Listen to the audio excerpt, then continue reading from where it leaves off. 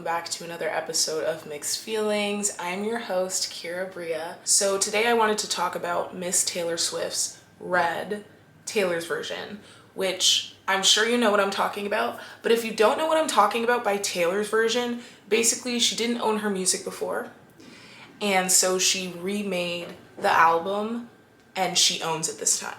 So we only stream Taylor's version, right? But I actually, when I went to go listen to it, I accidentally, because before this, I would not call myself a Swiftie. I now do call myself a Swiftie. To be clear, I'm a Swiftie now, for sure. But previous to this album, like, I thought it was cool that she was remaking this album, right? But I didn't know a lot about it. And this, first of all, what's the word? When she put the rollout, that, I'm so sorry that I just bumble effed my way to that, but that's what I was trying to say. The rollout for this album, I think, grabbed in a lot of fans. Just in the way this album was rolled out. I, like, personally, again, I liked some of Taylor's songs before. I wasn't like a massive fan. I didn't know a lot of her songs. I hadn't listened to Red, the original, like front to back. Obviously I would know some of the songs, but I had never listened to it all the way through. I think the amount of people who have been turned Swifties just from the rollout of this album is some powerful shit.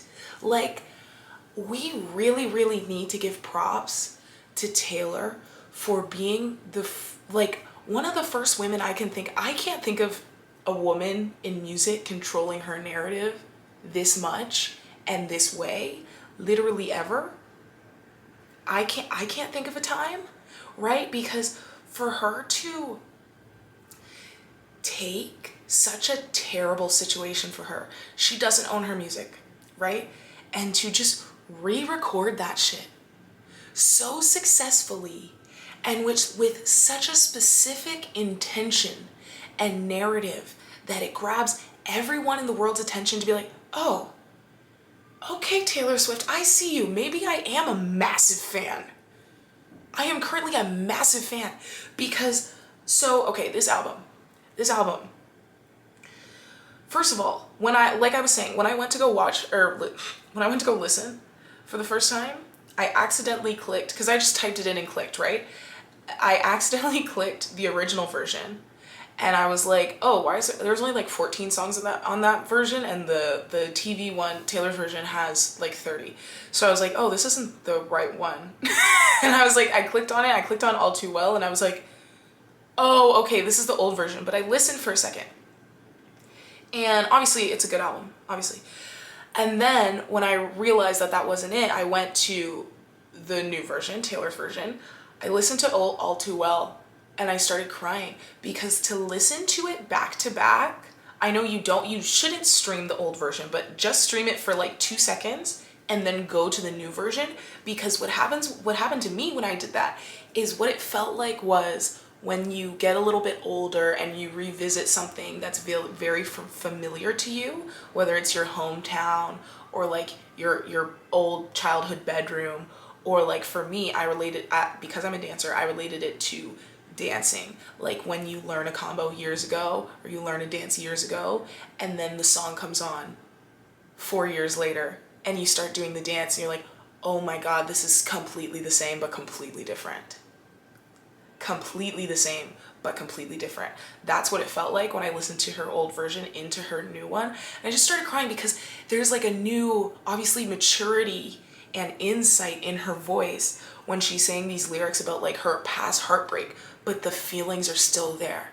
Like, it's completely the same but also completely different, because she's a different person, but like experiencing those same emotions. That was really powerful.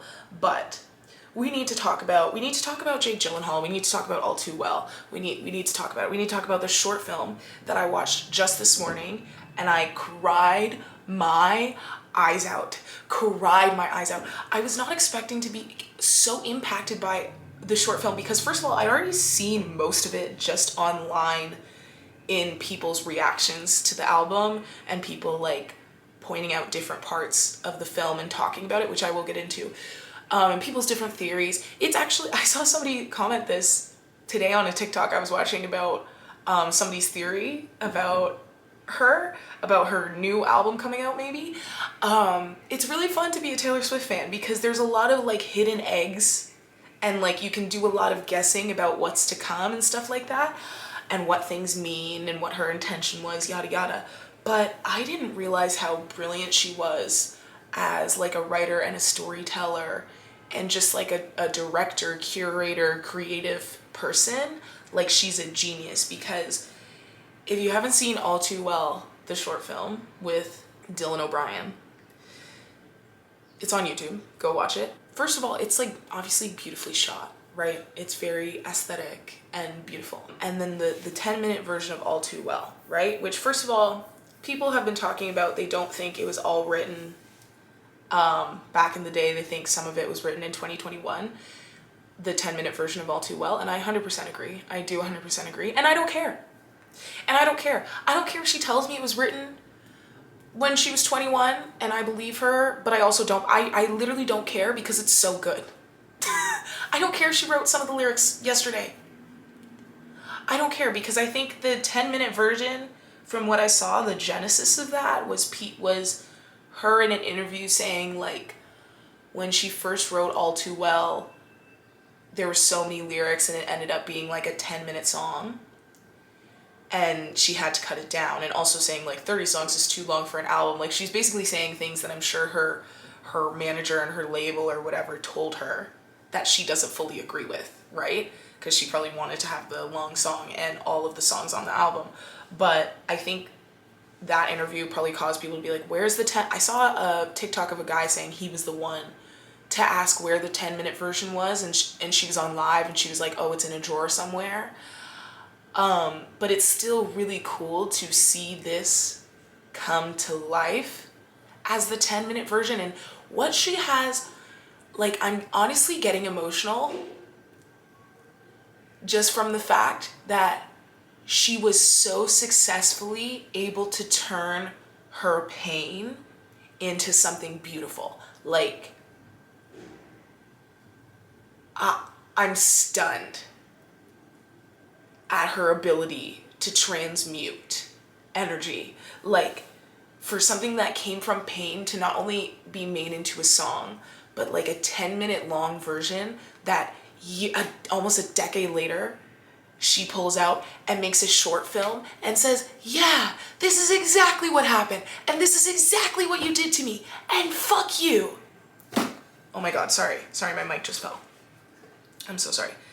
Like, the power that is in that, I'm literally stunned. Like, do people realize the gravity or the importance of this situation? We know exactly who she's talking about, right? She's talking about Jake Gyllenhaal. All of the drama that I've seen via TikTok regarding her and Jake Gyllenhaal, fantastic. A1 entertainment, right? And so I'm gonna tell you some of the things I've seen on TikTok relating different theories to parts in the film, okay?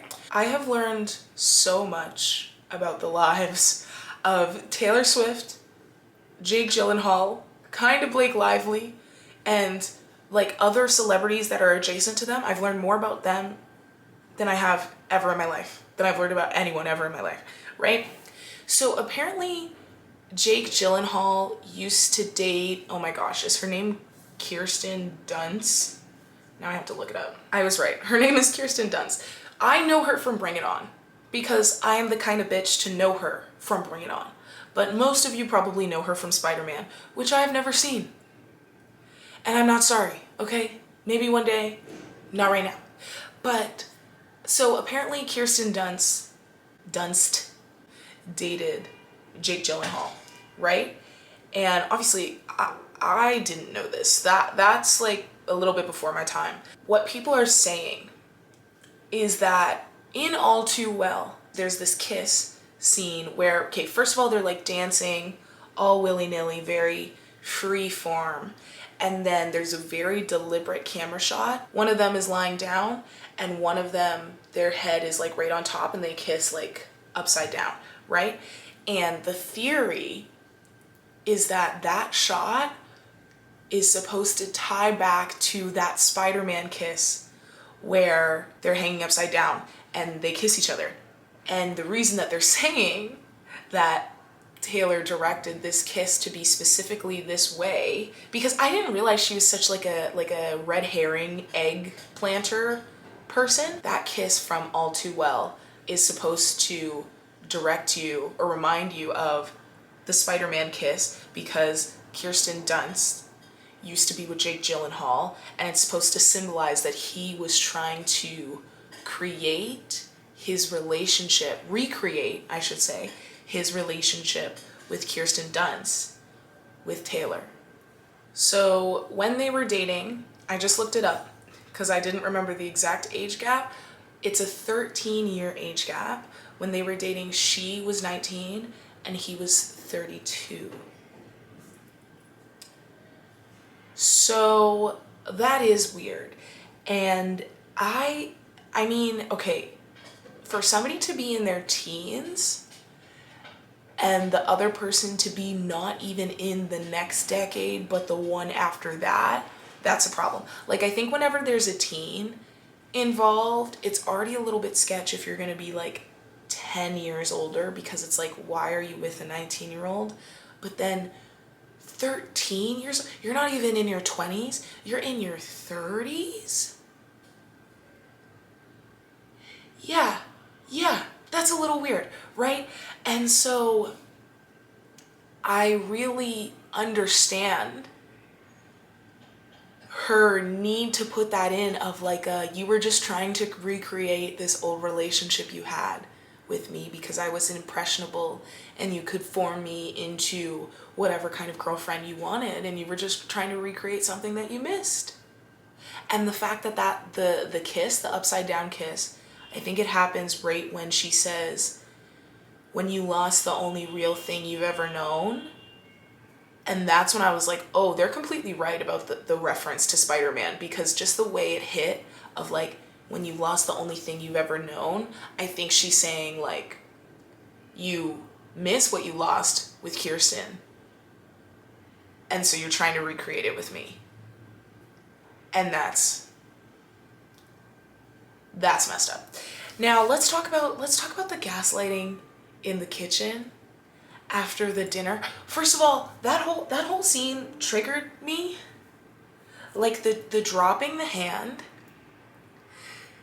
I have been in situations where, you know, a guy is like so into you in private, kept you like a secret. You kept me like a secret, but I kept you like an oath. That's the lyric that just came to my mind.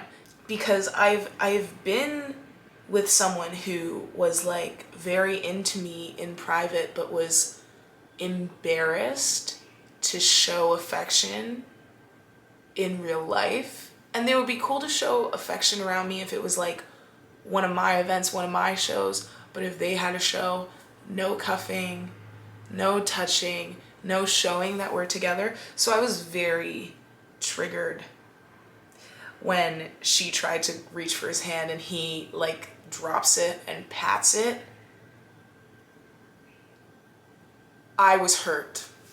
I felt personally attacked. And then obviously her face, we felt it. When we watched her face, we felt it. And then in the kitchen, he's just gaslighting her, being like, I don't even remember what moment you're talking about. How can you even be mad at me for something that I don't remember? These are my friends. Like, it's just very, and the fact, what's so significant is the age gap there again, right? Imagine you were a 19-year-old sitting around a bunch of 30-somethings, and they're probably famous 30-somethings. And she was saying, like, you didn't even look at me. You didn't even talk to me. Like, of course I'm not comfortable. These are your older, cooler, more famous friends, and you didn't even include me. And he was like, I was just trying to catch up with them. Why are you making this all about? Triggered. I was just triggered the whole time, because the fact that that is such a, she should make movies. Taylor Swift should make movies, because that is such a real, tangible situation that I feel like so many of us have been in that exact dynamic of like a guy does a thing that he doesn't understand even how much of a dick he's being and why it's hurtful to you, and the fact that you are 13 years younger, you're 10 years younger, you're however much younger, he needs to include you in a situation in order for you to feel included because you're a 19-year-old girl. Like, I'm so triggered. I'm literally so triggered right now. But, and then for him to just gaslight and be like, it's not that big, why are you making this all about you? Why are you crying? Like, it's such an accurate but still very specific dynamic that she touched on that I'm like, that situation happened exactly to her. Like, that's exactly how it played out. And just to know that and just to even be allowed to peek in to her memory in that way. And like, it makes me really, really tear up to think about it, because I'm like, I know that happened exactly the way you directed it.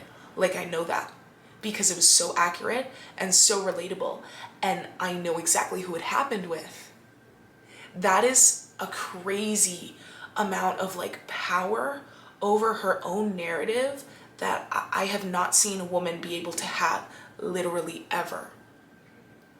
And the way she has been able to reframe, and I guess it just takes a lot of patience, right? Because imagine, like, even when I was growing up, I just remember seeing a lot of tabloids talking about her relationships and talking about her in not a very positive way. Obviously, tabloids and magazines being super misogynistic, you know, oh, her relationship, jumping from relationship to relationship, and like just the way she's been able to reclaim her own narrative surrounding that relationship is really, the weight of that is not lost on me. And I hope it's not lost on other people, because Taylor Swift is one of the most powerful bitches in the world. Like, because who else has done that? Who else has been able to show you exactly what some guy did, exactly how he fucked her over, at the same time as reclaiming music that she didn't own? Like, it's like her. Because for me, I think what hits me is like the intersection of her, of these two massive things in her life, like being exploited by the people who owned her music, being exploited in the music industry, and being exploited by men. There's like such a big relationship between the way she's been exploited by the music industry and exploited by men, because a 19-year-old and a 32-year-old in a relationship, that is exploitive. I hate to say it. Like, come on, right? These two big things in her life that she obviously really cares about, that she's been exploited on both ends, and then she was able to create this album and reclaim her power in both lanes. Like, I'm literally just stunned. I'm sitting here in awe of what kind of power that takes. Like, that is we have never seen that before. Everyone hates Jake Gyllenhaal right now. And I know there's also the little boys on the internet being like, oh no, an adult got in a relationship with another adult and then it ended. It's like, okay, get out of this conversation. You don't belong here. This is like literally history being made. Like, do we even realize how historical of a moment this is? Like, we are literally watching history be written and like a legend being legendary. And it's like, I know because Taylor Swift is a woman, of course, people are going to want to downplay the impact of that. But I also think it's being very well received by most people, because you can't deny the amount of power play this is. And even the fact that she's making a music video and Blake Lively is directing it. And then I saw a theory saying that Blake Lively posted this picture and it was from the set of the music video she's directing for Taylor. And her caption was like, it's something like nothing much is happening or nothing is happening at all. I can't remember. And apparently the history of that phrase tied to Taylor is that whenever Taylor posts a picture on Instagram and captions it with that phase, she drops a surprise album. And I was like, but she just dropped an album. But I guess technically it was an old album, I guess. But it's like, is there gonna be another album? Girl, you working hard. Like, I'll take it. As a new Swiftie, I am happy. I would be happy for another album. But even the fact that Blake Lively is directing it, I'm like, like, honestly, at this point in time, Blake Lively and Taylor Swift are two of my favorite white women. Blake Lively has always been one of my favorite white women since Sisterhood of the Traveling Pants. Be real. Be real. We were all in love with her. Her running on the beach with her long blonde hair. Okay, she's been an icon from time. Taylor Swift, I am newly a massive fan of. Even though like I liked her stuff before, I just didn't like dive deep into her discography. But no, better late than never. So yeah, I hope that happens. I hope we get a new one. I also saw a TikTok saying like it was like a picture of Blake and Ryan Reynolds, and like obviously Blake and Taylor are like best friends. And then Ryan and Jake, I don't know if they're like still close friends, but they used to be friends, and they probably were friends during like the breakup and stuff. And the TikTok was just like, I want to know what they know. Like Blake and Ryan. And I was like, true.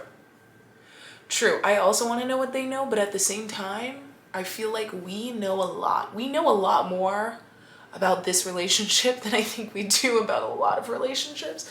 A lot of celebrity relationships. I think she's already given us way more than we deserve to know.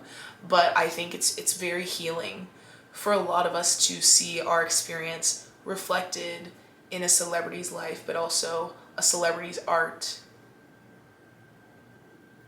I think that's really, really powerful. And Taylor, like, just if she just dropped All Too Well 10-minute version, it would still be such a big deal. Like, without the whole album, if she just dropped the film and the 10-minute version, that already would have been such a big deal. But in tandem with the rest of the album, we need to talk about Nothing New. We need to talk about Nothing New, because that song breaks my effing heart, but also heals me. But, oh my goodness, that song flowing through my veins right now. I listened to it on repeat like 4 times before I recorded this video. And you know what I was thinking when I was listening to it? I was like, this is what Lana Del Rey thinks she did with Young and Beautiful.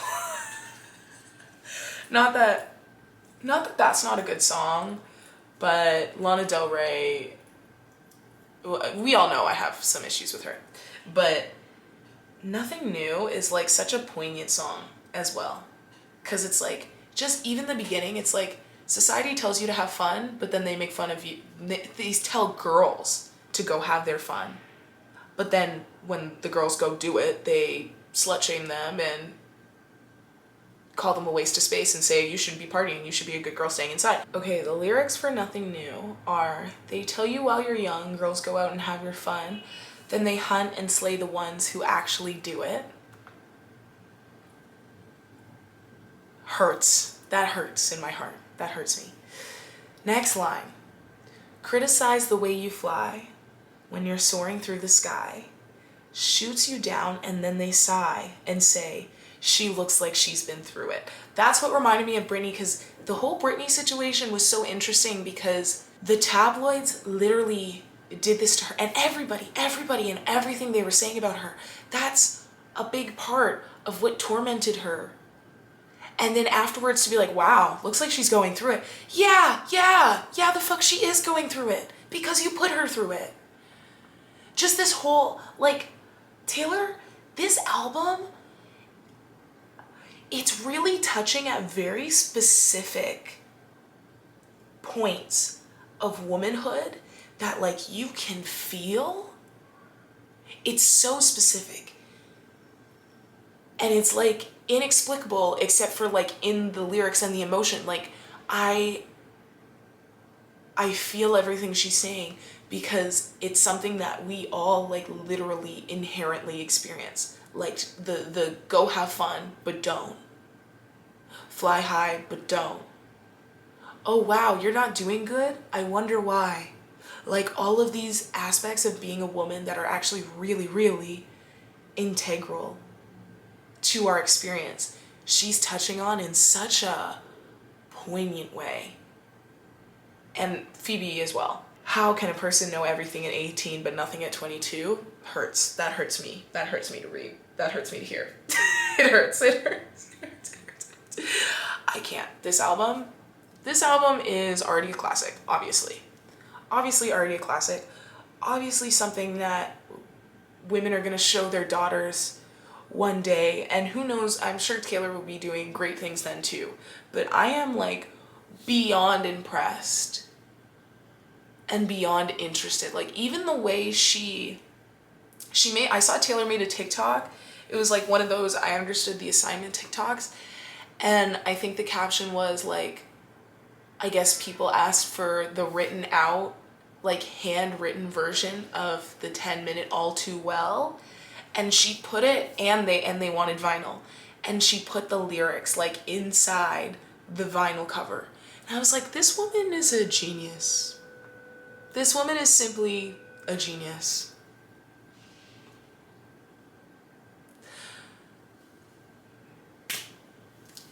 It's very exciting to be alive, to watch this woman reclaim her narrative, especially since I was alive for her not having one, right? I remember when she first came out. I remember the way they talked about her. I remember the way they were super misogynistic, talking about all her boyfriends. I remember that. And I remember when she was upset about not owning her music and trying to get it back. And she won. Like, she won. She won. And what made me bawl my eyes out so hard was at the end of the short film when she's grown up. Again, that, like, for some reason, the whole growing up thing and then still, like, saying these words, that makes me burst into tears. Because when it went to the part of the film at the end when it's actually Taylor and she's, like, getting dressed, I just started crying. I just started crying, and I was like, I'm so upset. I'm not well. And then she's going out to the audience. First of all, her as a redhead, fire.